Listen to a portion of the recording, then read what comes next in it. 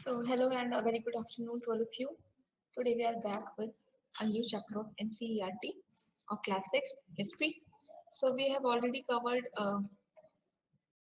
9 chapter and today we are on chapter number 10, which is New Empires and Kingdoms.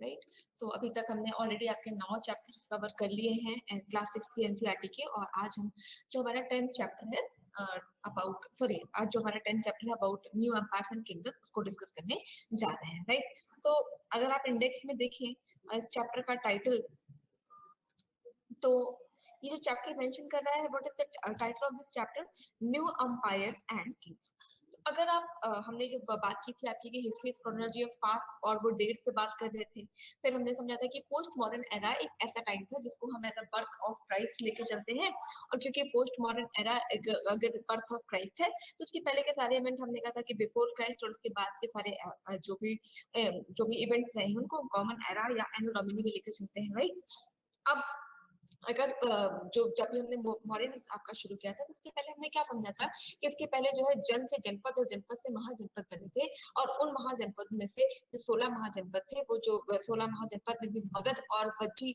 अपने आप को establish करने में उनकी जो सुप्रीमेसी वो बहुत ज्यादा होती है और एट अ टाइम ऐसा होता है कि जो मगध है वो एक बड़ा एम्पायर बन के निकलता है और मौर्य ने क्या किया था in the time of Maurya हमने देखा था कि चंद्रगुप्त मौर्य से लेके उसके बाद जो अशोका का जब टाइम आता है मौर्य टाइम फ्रेम में तो उन्होंने क्या किया था कहीं ना कहीं मॉडर्न टाइम में पूरे के पूरे इंडिया को उन्होंने कंसोलिडेट करके एक सेंट्रलाइज्ड पावर एस्टैब्लिश करी राइट तो अब उसके बाद जब जैसे जैसे मॉडर्न का जो मॉडर्न जो पावर है वो डिके करने लगी हजरत के बाद बहुत जो प्रोमिनेंट रूलर्स है वो मॉडर्न में नहीं आए फिर हमने समझा था कि जब मॉडर्न हट गए थे वहां से पावर से तो डिफरेंट डिफरेंट पार्ट्स में अलग अलग जो है पावर्स का इमरजेंस होता है जैसे यहाँ पे आपके कौन आ गए थे शक sorry Shunga and Kanva dynasty आई थी यहाँ पे शक पार्थियन ग्रीक ये सारे लोग आ गए थे ये वाला जो एरिया था यहाँ पे सातवाहन आ गए थे इधर यहाँ पे जो है पूरा चोल चेल और पांड आ चुके थे राइट तो जो कंसोलिडेटेड इंडिया था वो कहीं ना कहीं टूटने लगा था आफ्टर मौर्य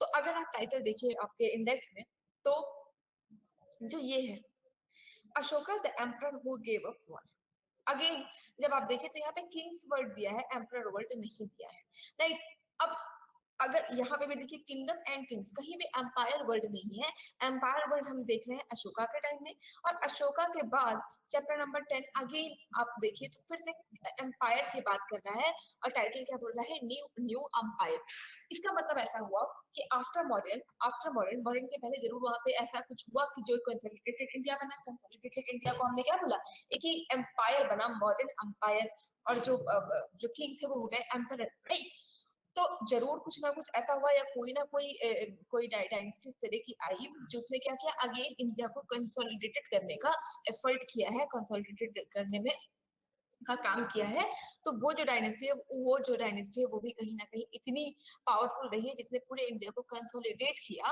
और क्योंकि उन्होंने पूरे इंडिया को कंसोलिडेट कर दिया इसलिए अगेन हमने जो टर्म यूज किया वो क्या था एम्पायर फिर से हमने किंग्स का यूज नहीं किया हमने एम्पायर का यूज किया है तो देखते हैं चैप्टर 10 में कि ऐसा कौन सा एम्पायर फिर स्टैब्लिश होता है कौन आता है मतलब ऐसा क्या था कि वो किंग्स के बजाय हमने उनको एम्पायर का टाइटल दिया है और उन्होंने इंडिया को कंसोलिडेट किया है तो कैसे किया है राइट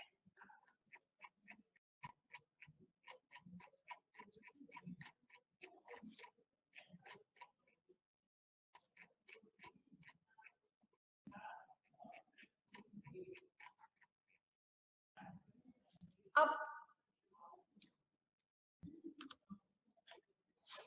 अगर आप देखिए तो जो आफ्टर मौर्य जो पावर इमर्ज होती है ऐसी पावर जिसको हम किंग के बजाय एम्पायर कह रहे हैं राइट ये जो टाइटल है कह रहे हैं न्यू एम्पायर एंड किंग तो यानी कि ये न्यू है और ये किसी को रिप्लेस करके आए हैं तो ये किसको रिप्लेस करके आए हैं ये इन्होंने रिप्लेस किया है जो आफ्टर मॉडर्न जो बहुत सारे छोटे छोटे किंग्स और उनके किंगडम्स बने थे उन किंग्स और उनके किंगडम्स को रिप्लेस करके एक एम्पायर बन रहा है ठीक है तो ये एम्पायर था जो नया एम्पायर जो आफ्टर मॉडर्न जिसने क्या किया पूरी इंडिया को कंसोलिडेट किया है वो है आपका गुप्ता एम्पायर अब किसी भी एम्पायर के बारे में या किसी भी सिविलाइजेशन के बारे में जब हमने पढ़ा था शुरुआती इनिशियल क्लासेस में, याद करिएगा, तो उसमें हमने क्या समझा था कि जब भी हमें किसी एम्पायर, सिविलाइजेशन या किसी कल्चर के बारे में हमें जानना होता है तो बेसिकली जो प्री हिस्टोरिक जो भी एविडेंस है उनको जानने के लिए जो सबसे बड़ी चीजें वो क्या है कि खुदाई होती है, उसमें हमें क्या मिलते हैं, दो चीजें मिलती थी, इंस्क्रिप्शन एंड मैन्युस्क्रिप्ट्स। उनके थ्रू हम क्या करते हैं,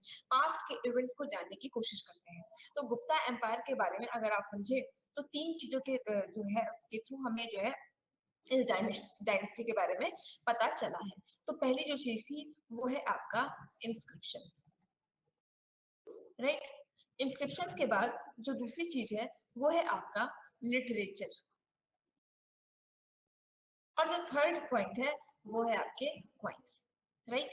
अब इंस्क्रिप्शन मतलब, तो इंस्क्रिप्शन जैसे मॉडर्न टाइम में अशोका ने बहुत सारे इंस्क्रिप्शन लिखवाए थे, जैसे आपका रूमी दे, जैसे आपका सारनाथ, जहां पे क्या है कि किंग अपने जो मसेज है उनको एक तरीके से मैसेज दिया करते थे कि how their rule should be managed, और उनकी जो पॉलिटी है वो कैसे कैसे स्टैब्लिश होगी, या कोई भी ऐसा वेलफेयर में जो भी मेजर्स वो ले रहे हैं वो क्या क्या होंगे।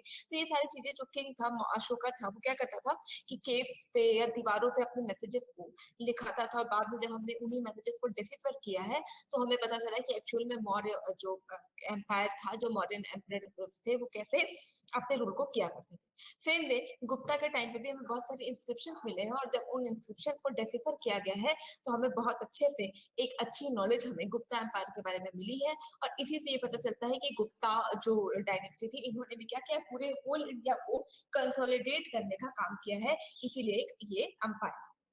दूसरी चीज हमें लिटरेचर के बारे में, मतलब कुछ हमें लिटरेचर मिला है, जैसे जिसमें कि जो कालिदास थे, आपने महाकवि कालिदास का नाम अगर सुना हो, तो उनके जो भी लिटरेचर जैसे कि अभी ज्ञान शाकुंतलम है, कुमार संभवम, रघुवंशम, इस तरह के जो भी लिटरेचर है हमें गुप्ता के टाइम से मिले हैं, जो कि हमें उस समय की जो डायनेस्टी का जिस तरीके का भी रूल था वो हम उन लिटरेचर के थ्रू जान सकते हैं। सेम वे जैसे मॉडल्स में आपके आपका वो जो आपके चाणक्य थे, विष्णुगुप्त चाणक्य, उनकी लिखी हुई बुक अर्थशास्त्र और मैगजीन्स के इंडिका के थ्रू हमें जो लिटरेचर, ये दो लिटरेचर है, इनके थ्रू में पता चला था मॉडर्न डायनेस्टी के बारे में।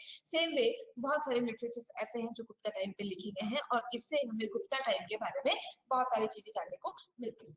और थर्ड चीज है क्वाइन, कि गुप्ता के टाइम पे ऐसा हुआ कि इन्होंने क्या किया कि बहुत सारे गोल्ड क्वाइन भी इशू किए हैं, ठीक है। अब इन गोल्ड क्वाइन से भी कहीं ना कहीं हमें बहुत सारी जानकारी मिलती है गुप्ता टाइम के बारे में, राइट।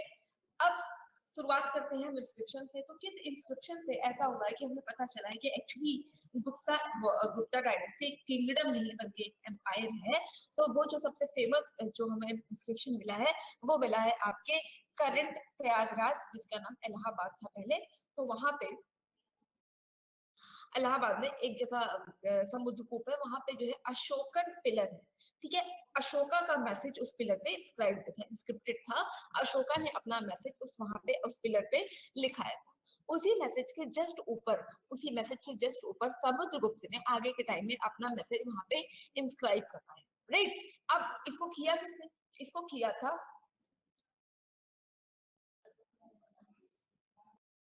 इसको किया किसने है इंस्क्राइब, या जो पूरा इंस्क्रिप्शन है उसको लिखा किसने है, तो इसको लिखा है जो समुद्रगुप्त के मतलब होता था कि हर जो मेन मेन किंग्स होते थे, जो बड़े किंग्स होते थे, उनके दरबार में कुछ ऐसे लोग होते थे जैसे कि जो लिटरेचर लिखने में बहुत अच्छा करते थे, कुछ लोग होते थे जो बहुत अच्छे पेंटिंग बनाया करते थे, है ना। तो एक जो उनका मतलब वो था आपका जो दरबारी पोएट था, जो उनके दरबार में हमेशा रहता था, उनका नाम था हरिशेन। हरिशेन ने वो जो इंस्क्रिप्शन है वो लिखी है कहाँ पे, इलाहाबाद में। इलाहाबाद में जो लिखी है वो कहाँ पे लिखी, अशोकन पिलर के ठीक ऊपर समुद्रगुप्त की जो भी मैसेजेस है उनको इंस्क्राइब करवाया गया है, राइट। अब इसको लिखा है हरिशेन ने। हरिशेन ने इंस्क्राइब करवाया है किसके टाइम पे, समुद्रगुप्त के टाइम पे। और इसका नाम क्या है, तो क्योंकि ये प्रयागराज में लिखा गया है इसलिए इसको हम प्रयाग प्रशस्ति या प्रशस्ति कहते हैं, प्रयाग प्रशस्ति कहते हैं। अब अगर आप प्रयाग प्रशस्ति पढ़िए तो उससे हमें ये समझ में आता है कि समुद्रगुप्त गुप्ता डायनेस्टी का स्टेबलाइजर एस्टेब्लिश करने वाला किंग नहीं रहा है, इसलिए उसको का जो मतलब जो पहला किंग है वो समुद्रगुप्त नहीं था। तो समुद्रगुप्त के पहले जितने भी गुप्ता डायनेस्टी में किंग हुए हैं, या जिन्होंने भी पहले गुप्ता डायनेस्टी को स्टैब्लिश किया, इसके बाद कैसे कैसे गुप्ता डायनेस्टी आगे बढ़ी है, वो सारी चीजें हमें जो है मिलती है इसमें प्रयाग प्रशस्ति में, उन सबका डिस्क्रिप्शन दिया हुआ है। तो समुद्रगुप्त जो है पहले रूलर नहीं थे, और दो समुद्रगुप्त एक ऐसे रूलर थे जो प्रयाग प्रशस्ति पढ़ने से हमें पता चलता है कि इन्होंने क्या किया था कि मैक्सिमम जो गुप्ता है उनका एक्सपेंशन समुद्रगुप्त ने अपने टाइम पे किया था। अब समुद्रगुप्त ने ऑल द गुप्ता डायनेस्टी का एक्सपेंशन ऑल ओवर इंडिया करने की कोशिश की, मतलब इंडिया के हर पार्ट तक पहुंचने की कोशिश की, कंसोलिडेट किया कहीं ना कहीं डायनेस्टी को। फिर भी जो समुद्रगुप्त है वो जो है पहले रूलर नहीं है। तो सारे रूलर्स की जो क्रोनोलॉजी है उसके बारे में भी हमें जो प्रयाग प्रशस्ति वो बताती है कि जो है समुद्रगुप्त जो है समुद्रगुप्त के जो फादर है वो चंद्रगुप्त फर्स्ट है। चंद्रगुप्त फर्स्ट की जो मैरिज जो रिलेशन थे, जो मैट्रिमोनियल रिलेशन थे, वो लिच्छवियों के साथ थे। अब लिच्छवी कौन थे? तो लिच्छवी वही जब हमने पढ़ा था आपके महावीर के बारे में बुद्धिज्म एंड जैनिज्म में, तो लिच्छवी जो लिच्छवियों से ही आपके महावीर जो है बिलोंग करते थे। जैसे कि आपके गौतम बुद्ध शक थे ना, कि शाक्य कुल के थे, तो सेम में जो महावीर थे वो लिच्छवियों से बिलोंग करते थे। तो उसी में ये पता चलता है कि अब जो किंग्स है वो अपना जो रिलेशन है उसको स्ट्रॉन्ग कैसे करते थे कि या तो किसी वॉर को वो जीत ले, या ऐसा करे कि जो आसपास का पड़ोसी है उनका उससे एक मैट्रिमोनियल रिलेशन बनाए। तो प्रयाग प्रशस्ति पढ़ने से हमें ये भी पता चलता है कि जो है वो कहीं ना कहीं जो मैरिज है वो एक डिप्लोमेटिक कार्ड के रूप में यूज करी जाती रही होगी कि थ्रू मैट्रिमोनियल रिलेशन हम क्या करते हैं कि दूसरे के जो एरिया है वहां तक अपनी पहुंच बना सकते हैं। तो जो समुद्रगुप्त के फादर कौन? चंद्रगुप्त फर्स्ट ने मैट्रिमोनियल रिलेशन स्टैब्लिश किया लिच्छवियों के साथ। और चंद्रगुप्त के पहले भी जो श्रीगुप्त है बेसिकली वो क्या है, वो है आपकी गुप्ता डायनेस्टी के को जो जिन्होंने स्टैब्लिश किया है, राइट। तो ये सारी जो जितनी भी जानकारी है वो हमें मिलती है प्रयाग प्रशस्ति से। प्रयाग प्रशस्ति ही हमें गुप्ता डायनेस्टी में जब तक समुद्रगुप्त के टाइम तक की सारी बातें हमें वहां पे मिलती है, राइट। अगर आप मैप देखिए तो जब यहाँ पे मौर्यन का टाइम था तो मौर्यन में जो पूरा एरिया था वो कैसे डिवाइड था कि एक एरिया जो मगध वाला है उसको हमने कहा था कि ये कोर एरिया था, बाकी जो है इनका ट्रांजिशन वाला एरिया था, ठीक है। जहाँ पे जो मॉडल थे वो गवर्नर अपॉइंट किया करते थे, और ये जो गवर्नर है वो जो है on the name of king वो क्या करते थे, अपने रूल को स्टैब्लिश किया करते थे, ठीक है। जो कोर वाला एरिया वहां पे डायरेक्ट जो एम्परर है, जो किंग है, वो अपना रूल करते थे, और बाकी जगह वो गवर्नर अपॉइंट करते थे जो इनके बिहाफ पे रूल किया। अब जो बाकी वाले जो दूर दूर के एरिया थे उसको हमने कहा था फॉरेस्ट एरिया। फॉरेस्ट एरिया जो है जिनपे किंग का डायरेक्ट कंट्रोल नहीं था, वो क्या करते थे टाइम टू टाइम कुछ ट्रिब्यूट किंग को दिया। ये था मॉडर्न का जो टाइम था वो ऐसा था। और जब पोस्ट मॉडर्न एरा आता है, पोस्ट मॉडर्न एरा में हमने समझा था कि हर जगह पे नए नए रूलर्स एस्टैब्लिश हो गए हैं। जैसे ये वाला आपका हो गया कौन, शुंगा एंड कर्मा। अब यहाँ पे क्या हो गया, शक, पार्थियन, कुषाण, ये सारे आ गए। ये वाला जो था वो सातवाहन का, चोल, शेर, पांड्य, वो ये वाला एरिया था। लेकिन जब आफ्टर पोस्ट मॉडर्न एरा जब गुप्ता डायनेस्टी आएगी और ये क्या करेगी, पूरे इंडिया को कंसोलिडेट करने की कोशिश करेगी, पूरे इंडिया को कंसोलिडेट करने की कोशिश कर रहे हैं, तो ये दिखाया गया है बेसिकली जो गुप्ता एम्पायर है उसका प्रॉपर डिविजन दिखाया गया है। तो बेसिकली चंद्रगुप्त मौर्य जो समुद्रगुप्त के फादर हैं उनके टाइम तक जो वॉर इतना प्रिविलेंट नहीं रहा है, उन्होंने क्या किया, डिप्लोमेटिक से यानी मैट्रिमोनियल रिलेशंस बना के अपने जो किंगडम है उसको एक्सपेंड किया जाए। लेकिन जो मैक्सिमम जो एरिया का एक्सपेंड हुआ है वो बेसिकली समुद्रगुप्त के टाइम पे हुआ है। तो ये जो मैप है ये हमें दिखा रहा है कि समुद्रगुप्त ने अपने एरिया को कैसे एक्सपेंड किया है, उसके बारे में ये मैप हमें समझा रहा है। तो ये जो बेसिकली ये जो ग्रीन वाला एरिया है इसको कहा गया है ये आर्यावर्त। अब ये जो है इस पे जो है जिस पर किंग का डायरेक्ट कंट्रोल नहीं, ये आउटर एरिया हो गया, ये इनर एरिया हो गया, और ये कुछ आप डॉट्स देख रहे होंगे तो ये सिटीज हैं जिसको कि समुद्रगुप्त ने कंकर किया है। अब एक एक को समझते हैं कि आर्यावर्त क्या है, राइट। अब जो आर्यावर्त वाला रीजन है वो ऐसा रीजन था जहां पे जो भी रूलर्स थे समुद्रगुप्त ने उनको अपरूट किया। उनको अपरूट करने के बाद उसको एक अपना पार्ट बनाया, अपने एम्पायर का एक पार्ट बना लिया, यानी कि जो भी इसके रूलर्स थे उसको उसने वहां से हटा दिया। अपरूट का मतलब जड़ से हटा दिया। जैसे अब जब भी रूल स्टैब्लिश करते थे तो किस तरीके से करते थे कि रूल्स स्टैब्लिश करने में लोग क्या करते थे कि वहां से अपना रूलर हटाएंगे और एक उन्हीं के मतलब घर का किसी भी बंदे को वहां का रूलर बना देते थे। लेकिन अपरूट करने का मतलब था कि जड़ से हटा देना। अब जो वहां के रूलर है वो उसको नहीं स्टैब्लिश करेंगे, बल्कि समुद्रगुप्त का डायरेक्ट कंट्रोल अब उस एरिया पे रहेगा। तो ऐसे जो पार्ट्स उसको हमने कहा कि वो थे आर्यावर्त। आर्यावर्त के बाद जो दूसरा है वो है दक्षिणापथ। दक्षिणा मतलब साउथ में। तो समुद्रगुप्त एक ऐसे रूलर रहे हैं जिन्होंने अपने रूल को, अपने एम्पायर को साउथ के एरिया तक भी पहुंचाया है। तो ये जो आप डॉट्स देख रहे हैं ये वो डॉट्स हैं कि ये जो ये वाला एरिया यहाँ पे तो समुद्रगुप्त का डायरेक्ट कंट्रोल था, लेकिन वो इन एरिया को जो साउथ के एरिया थे इस पे भी समुद्रगुप्त क्या करता है, जाता है और उनको भी अपने पार्ट्स में एनेक्स कर देता है। ठीक है, तो जो पार्ट्स दक्षिण के थे, साउथ के थे, उनको भी जब समुद्रगुप्त ने अपने एरिया में मिला लिया तो उसको हमने कहा दक्षिणा पथ। राइट, और कितने टोटल दक्षिणा पथ थे, तो there were 12, some of those capitals are marked. Right, अब अगला है आपका इनर सर्कल। इनर सर्कल यानी ये पिंक वाला पार्ट। ठीक है, इनर सर्कल क्यों कहा गया इसको, तो इनर सर्कल का मतलब था नेबरिंग स्टेट, है ना, नेबरिंग स्टेट जैसे असम, बंगाल, नेपाल। ठीक है, ये क्या है कि ये सब नेबरिंग स्टेट है। ये लोग क्या करेंगे, जैसे हमारे पास मॉडर्न के टाइम पे फॉरेस्ट वाला पार्ट था, ये जो ये फॉरेस्ट वाला पार्ट था ये क्या करते थे, टाइम टू टाइम ट्रिब्यूट दिया करते थे किंग को। सेम वे ये जो नेबरिंग स्टेट है जो पिंक से आपको मार्क करके दिखाई है, ये लोग भी क्या करेंगे, यहाँ पे किंग का डायरेक्ट कंट्रोल नहीं है, ये भी क्या करेंगे with in time to time आके किंग को ट्रिब्यूट या गिफ्ट दिया करेंगे। राइट, अब लास्ट है आपका आउटलाइन एरिया, जो हमने ब्लू से दिखाया है, ये पूरा है आउटलाइन एरिया।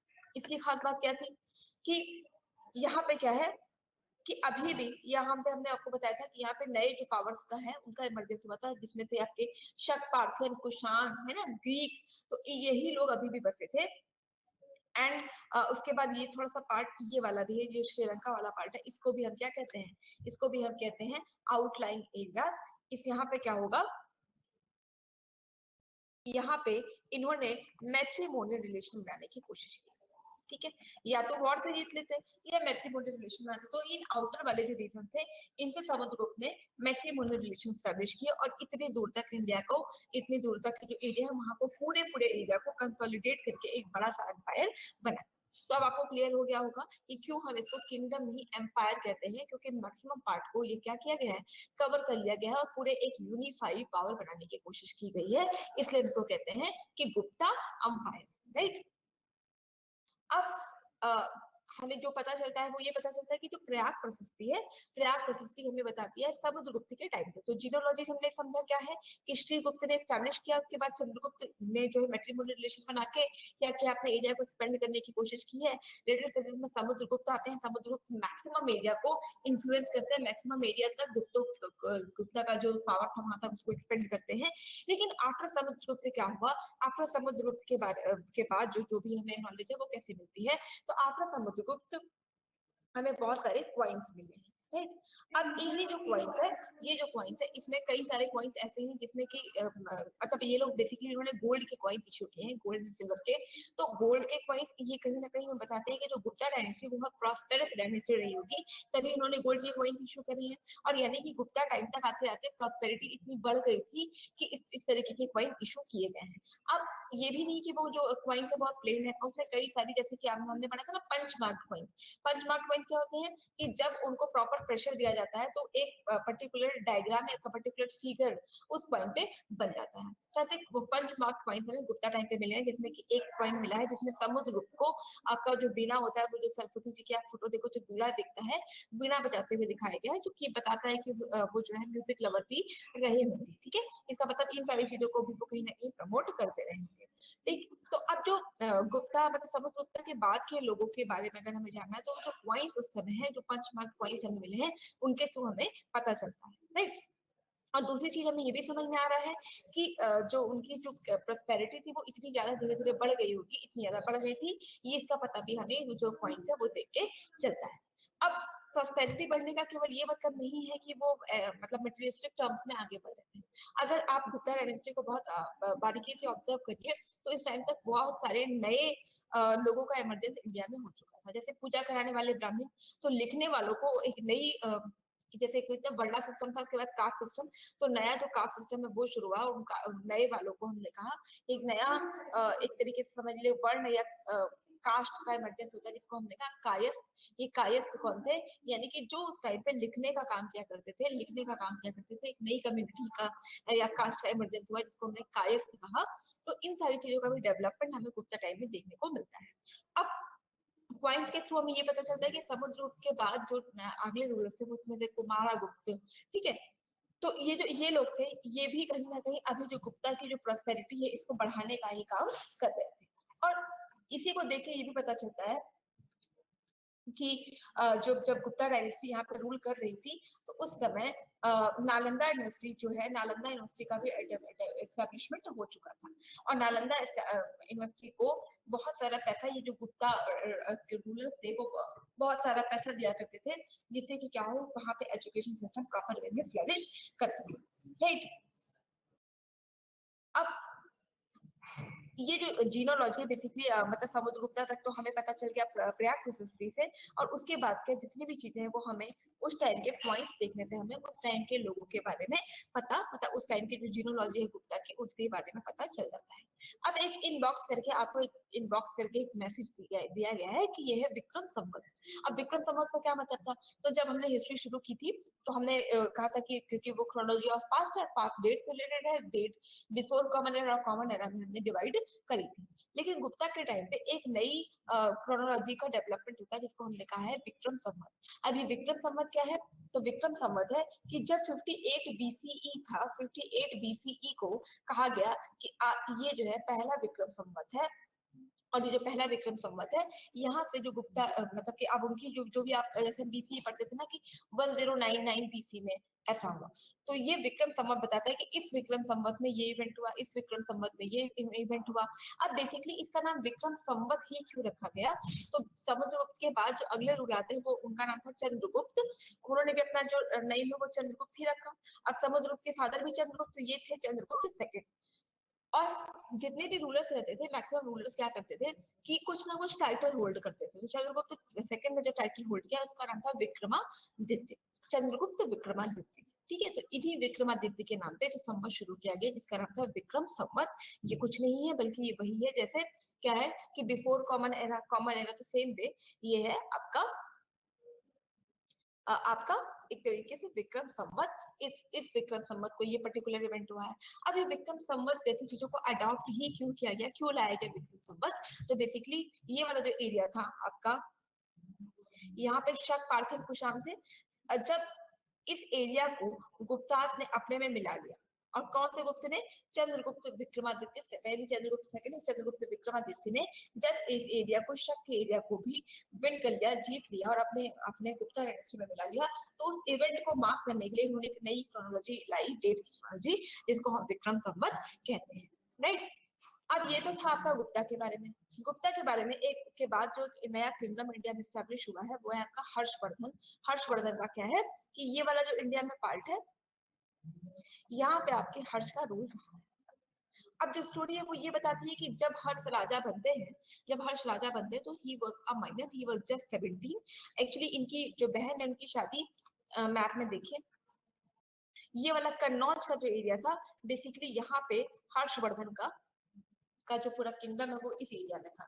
अब यहाँ पे जब इनकी जो बहन थी इनकी शादी की जाती है, और इस एरिया में पुलकेशिन जो है, पुलकेशिन चालुक्य के डायनेस्टी से बिलोंग करते थे। उन्होंने इसको विन करने के लिए जब वो आगे बढ़ते हैं तो उसमें हर्ष के भाई और हर्ष के फादर की डेथ हो जाती है अपनी बहन के पति को प्रोटेक्ट करने के लिए। फिर लेटर फेजेस में क्या होता है कि हर्ष आगे बढ़ते हैं और इस पूरे एरिया को कंट्रोल करने की कोशिश करते हैं। फिर इस पूरे एरिया में उनका कंट्रोल होता है। अब हर्ष के बारे में, हर्ष के टाइम फ्रेम के बारे में हमें कहाँ से पता चलता है? तो अगेन इसका जो सोर्स है वो है लिटरेचर। लिटरेचर में क्या है? बाण भट्ट, हर्ष के जो दरबारी कवि हैं, जो दरबारी पोएट हैं, उन्होंने लिखा था बाण भट्ट। और बाण भट्ट को पढ़ के मुझे पता चलता है कि इस एरिया में हर्ष रहते थे और हर्ष ने किस तरीके से अपने एरिया को कंट्रोल किया था।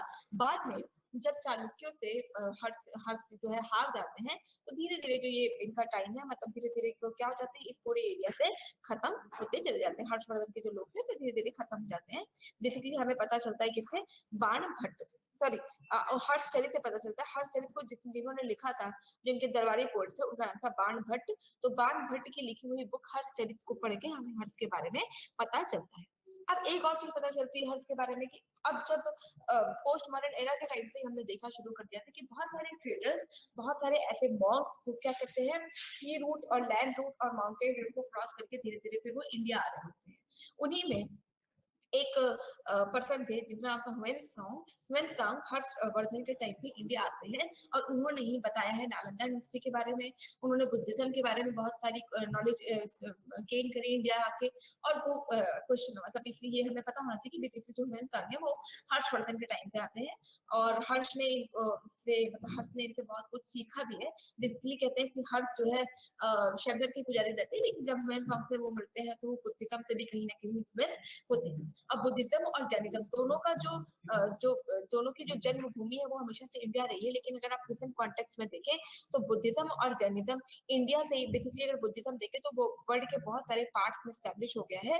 और जो इस तरह के लोग थे चाहे से वो आपके ह्वेन सांग हो, फैयान हो, तो वो सब इंडिया में आते हैं बुद्धिज्म को स्टैब्लिश करने के लिए। तो बुद्धिज्म को स्टैब्लिश करने के लिए या बुद्धिज्म के बारे में और नॉलेज लेने के लिए या बुद्धिज्म को बहुत ज्यादा स्प्रेड करने के लिए। तो कहीं ना कहीं बुद्धिज्म को और स्प्रेड कहाँ कर रहे हैं, जो खुद ही बुद्धिज्म की जननी है, जो खुद ही बुद्धिज्म की मदर लैंड रही है, वहां पे बुद्धिज्म को एक्सपेंड करने की बात करी जा रही है। अब हर्षवर्धन के बाद जो जिनको देखना है वो है आपके पल्लव और चालुक्य। इस एरिया में जो सातवाहनों का एरिया था, सातवाहन को रिप्लेस किया है आपके राष्ट्रकूट ने। राष्ट्रकूट के बाद दो एरिया के बारे में हमें समझना है, ये है आपके पल्लवास और ये है चालुक्य। ठीक, पल्लवास और चालुक्य में यहाँ पे जो इम्पोर्टेंट किंग के बारे में हमें समझना है वो है आपके पुलकेशिन। पुलकेशिन और हर्षवर्धन के बीच में जो कॉन्फ्लिक्ट होता है, इसमें जब पुलकेशिन विन कर जाते हैं तो धीरे धीरे जो नदर साइड में भी जो मतलब गुप्ता के बाद एक इम्पोर्टेंट रूलर आ सकता था हर्ष, उसका भी जो कहीं ना कहीं वो खत्म हो गया कि आप कोई कंसोलिडेटेड पावर इंडिया में नहीं है, राइट। अब बेसिकली जो इनके बारे में जानना है वो ये कि ये लोग क्या करते थे, सी कोस्ट को कंट्रोल करने वाले लोग थे। अब सी कोस्ट को कंट्रोल कर रहे हैं तो इसका मतलब क्या करें, इंटरनेशनल ट्रेड को भी कंट्रोल करने वाले पल्लव और चालुक्य जिन्होंने इंटरनेशनल ट्रेड को भी कंट्रोल किया। नदर साइड में भी अब कोई स्ट्रॉन्ग पावर नहीं बचने पाई, तो नदर साइड में भी इन्होंने इनडायरेक्टली अपना कंट्रोल स्टैब्लिश किया। अब बेसिकली इसमें जानना क्या है कि पल्लवास ने अपनी जो कैपिटल है वो कांचीपुरम में बनाई। कांचीपुरम कौन सी जगह है, कांचीपुरम है कावेरी नदी का डेल्टा, जो कावेरी नदी जहां अपना डेल्टा बनाते हैं उसको हम कहते हैं कांचीपुरम। और जो आपके चालुक्यास का एरिया है वो क्या है, ये जो है रायचूर दिबाब, रायचूर दिबाब दुआब मतलब जहाँ दो नदियां, दो रिवर एक इधर जा रही है एक इधर, जो बीच का एरिया है उसको हम दुआब कहते हैं। तो उस दुआब में जो चालुक्यास की जो है कैपिटल है रायचूर दुआब में, इनकी जो कैपिटल है वो बसी हुई है। अब दुआब बना है दो नदियों से, तो कौन सी दो नदियां, कृष्णा और तुंगभद्रा के दुआब पे चालुक्यास का जो है पावर सेंटर रहा है। अब हमें चालुक्यास के बारे में कैसे पता चलता, तो सेम वे जैसे कि हमें हर्ष के बारे में लिटरेचर से पता चला, गुप्तास के बारे में लिटरेचर इंस्क्रिप्शंस एंड कॉइन से पता चला, सेम वे अगर आप देखें तो पुलकेशिन के बारे में हमें पता चलता है प्रशस्ति। प्रशस्ति जैसे हरिशेर ने समुद्रगुप्त के लिए प्रशस्ति लिखी है, सेम वे पुलकेशिन के बारे में जो उनके दरबारी पोएट थे वो थे रवि कीर्ति ने प्रशस्ति लिख के हमें पुलकेशिन के बारे में बताया है। अब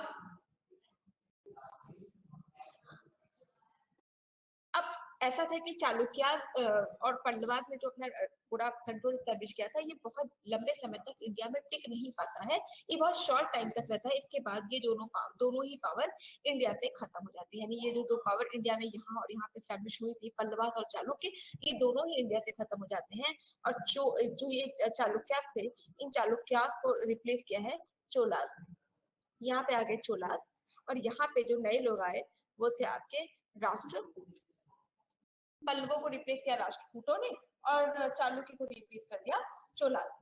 अब समझते हैं कि इस टाइम पे यानी गुप्ता एम्पायर में ये लोग एडमिनिस्ट्रेशन कैसे किया करते थे। तो एडमिनिस्ट्रेशन कैसे होगा कि हमेशा ही जो इनकम का सोर्स रहता है किंग का, वो हमेशा ही टैक्स रेवेन्यू या इनकम टैक्स रेवेन्यू या कह लीजिए कर ही सबसे बड़ा सोर्स रहता है इनकम जनरेशन का। तो यहाँ पे भी जो है जरूर लैंड रेवेन्यू के लेके बहुत सारी पॉलिसीज बनाई गई जिससे ज्यादा से ज्यादा प्रोडक्शन हो और मैक्सिमम टैक्स मिलता है, राइट।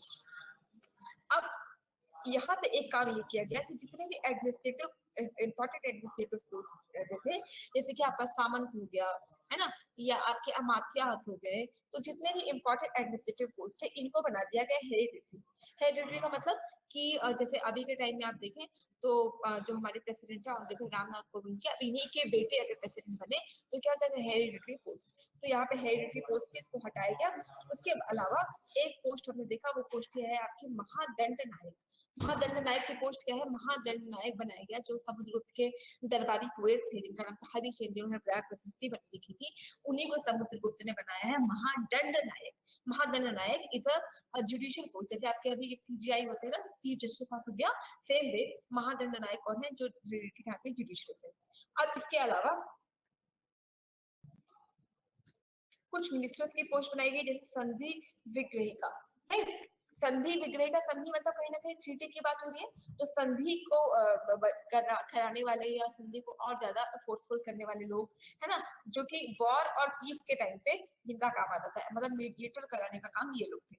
अब एक जो इम्पोर्टेंट चीज है वो है नगर और श्रेष्ठी। सृष्टि क्या थी, सृष्टि हमने पढ़ा था मॉडर्न के टाइम पे, एक जो है नया ग्रुप बनने लगा जिसको सृष्टि कहा गया। सृष्टि मतलब ट्रेडर्स का ग्रुप। हर वो ट्रेडर, जैसे कि हमारे लिए कुछ लोग होंगे जो मलमल का काम कर रहे हैं, कुछ लोग हैं जो कपड़े का काम कर रहे हैं, कुछ लोग ऐसे हैं जो फ्रूट्स का काम कर रहे हैं, तो डिफरेंट लोगों का ग्रुप जो डिफरेंट एक तरीके का काम करते हैं, है ना। जैसे फ्रूट्स वाले, सारे फ्रूट्स वालों का एक ग्रुप, इसको एक सृष्टि कह दिया गया।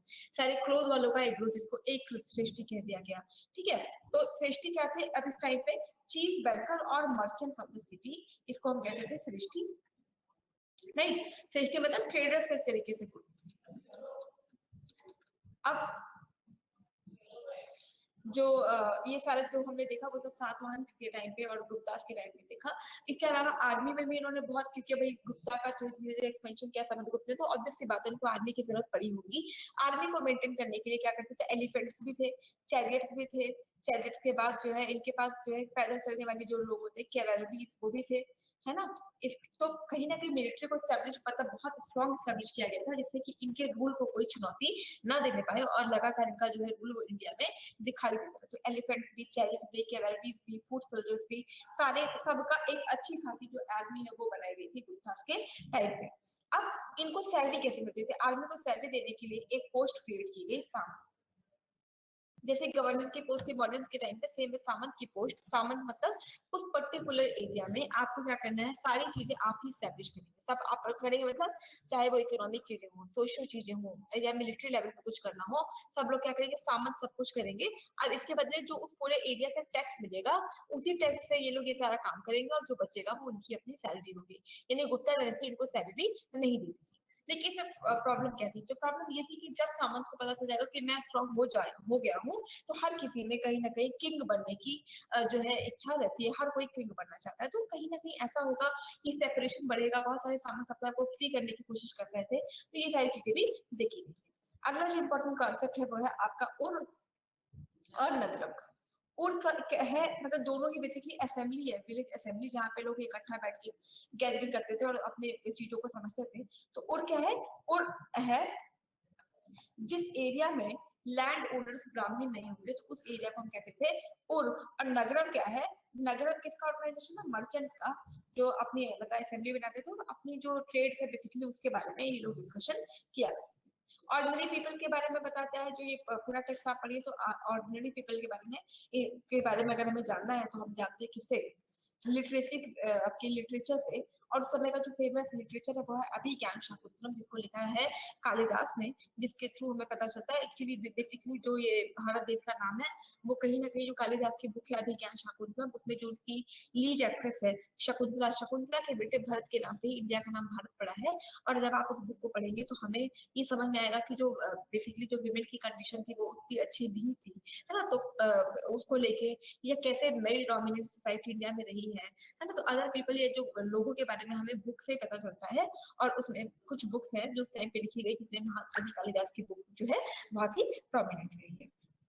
अब एक तो आपके अभी क्या हिंदुस्तान इंडिया में आए हैं, इसके अलावा चाइनीज पिलिग्रिम जिनका नाम था फाइयान, वो भी क्या करते हैं, इंडिया में आते हैं। जैसे हिंदुस्तान इंडिया में है, से फाइयान लेटर फेज में इंडिया आते हैं, और इन्होंने बताया है कि इंडिया में अनटचेबल्स के साथ वो कितना गंदा इंडिया उस समय ट्रीट करती रहती थी। तो अनटचेबल्स के बारे में जो भी फ्लाइट्स थे, वो सारा कुछ हमें जो फाइयान है उनके बुक्स के थ्रू पता चलता है, राइट। तो बेसिकली यही था आपका चैप्टर नंबर 10। ठीक, चैप्टर नंबर 10 के बाद अब हमारे पास 2 चैप्टर बचे हैं एनसीईआरटी में डिस्कस करने के लिए। हमने ऑलरेडी आपके 10 चैप्टर्स कवर कर लिए हैं हिस्ट्री के। अब हमारे हार्डली 2 चैप्टर और बचे हैं, इसके बाद हमारी जो क्लास 6 की एनसीईआरटी वो कंप्लीट हो जाएगी। अगले जो 2 चैप्टर है वो उसके जो टाइटल है वो क्या है, न्यू अच्छा एक ही चैप्टर बचा है, 11 चैप्टर की बुक थी, तो हमारे 10 चैप्टरों के एक चैप्टर बचा है, जो लास्ट चैप्टर बात करता है बिल्डिंग पेंटिंग्स एंड बुक्स की। ये जो बिल्डिंग पेंटिंग्स एंड बुक्स है उनका डेवलपमेंट कैसे कैसे हुआ है। अब स्टोन एज में तो ऑब्वियस सी बात है नहीं हुआ होगा, एडवर्सरी सिविलाइजेशन में भी जितनी भी चीजें थी वो सब क्या है, जो है सबमर्ज हो गए थे अर्थ में। उसके बाद जब उसकी खुदाई की गई तो उसके बारे में पता चला, तो वैदिक का भी नहीं है। तो ऑब्वियसली जो ये बेसिकली जो एम्पायर्स या किंगडम्स रहे हैं उनके बारे में जो बिल्डिंग्स है, जो उन्होंने बिल्डिंग्स बनवाई है, उस टाइम की जो पेंटिंग है और टाइम की जो लिटरेचर है, वो हमें उस टाइम के बारे में क्या चीजें बताती हैं, ये टॉपिक होगा हमारे अगले चैप्टर। राइट, तो आज का डिस्कशन यहीं तक, और अगले अगले सेशन में हम बात करेंगे आपके चैप्टर नंबर 11। राइट, तो thank you so much guys for listening.